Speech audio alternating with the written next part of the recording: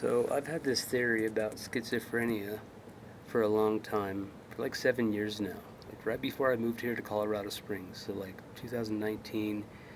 So like yeah, 6 or 7 years. And I remember telling my baby mama this walking to the trap in Alamosa one day because her having all these issues that she was having.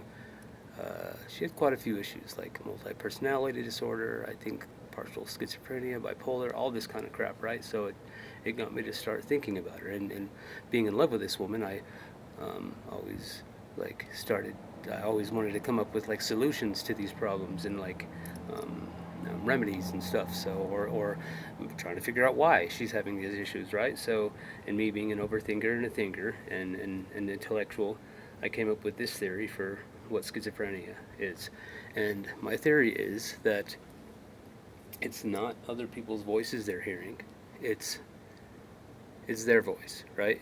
Everyone has that inner voice, that conscience, right?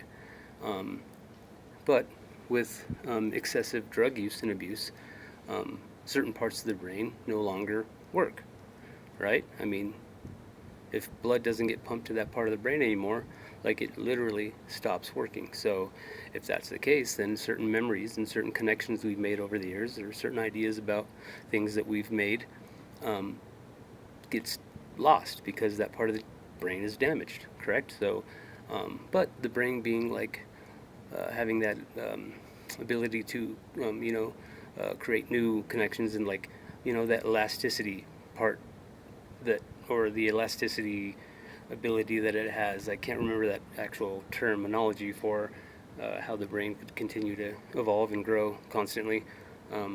But having that ability, it creates new connections constantly. So, unfortunately, so they lose that connection, telling them that that's their voice, and they make a new connection. And then, unfortunately, this new connection comes from like a meth psychosis state of mind or a paranoid state of mind, being up for days at a time and malnutrition to the brain and just a paranoid state of mind using these drugs. So the new connection they make is, hey, that's their voice, or that's that person's voice, or I'm communicating with that person down the street. Well, that's not necessarily the case. It's your voice, it's your conscience, but your perception and your idea, your new connection about this voice you hear is a little off, right? And also, if you know that person well enough, that perception, that idea of what they're thinking can be kind of close to what they're actually thinking. So maybe that's why schizophrenia is a thing and telepathy is like a thing, you know?